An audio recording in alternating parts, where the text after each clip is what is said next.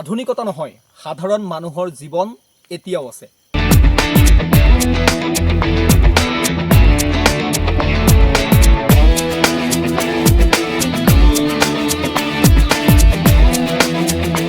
হাফলঙৰ পৰা প্ৰায় 40 কিলোমিটাৰ ভিতৰলৈ আহিছোঁ আৰু এখন বিশেষ গাঁও, এটা বিশেষ অঞ্চল ইন্দুংলুং। সেই অঞ্চলটোত আজিও এক বিশেষ পৰম্পৰা আছে। এই গাঁওখনৰ ভিতৰলৈ সোমাই আহিম। আপুনি চাব, এই গাঁওখনত যেতিয়া প্ৰৱেশ কৰিবলৈ হ'লে এইখন আপুনি গেট, যদি গাড়ী লৈ আহে এই গেটখন আপুনি খুলি ল'ব লাগিব নিজেই, আৰু গাড়ী আপুনি পাৰ কৰোৱাৰ পিছত আপুনি নিজেই গেটখন বন্ধ কৰি যাব লাগিব।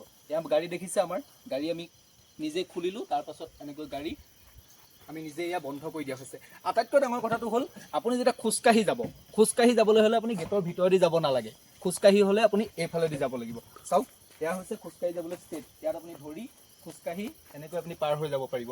এয়াই হৈছে পৰম্পৰা। সেইকাৰণে মই কৈছোঁ যে আধুনিকতা নহয়, সাধাৰণ মানুহৰ জীৱন অসমত এতিয়াও আছে। আৰু এয়া হৈছে হাফলঙৰ ইন্দুংলুং। চাওক, এনেকৈ আপুনি খোজকাঢ়ি যাব লাগিব। খোজকাঢ়ি গৈ আপুনি এই গাঁওখনৰ ভিতৰত প্ৰৱেশ কৰিব লাগিব।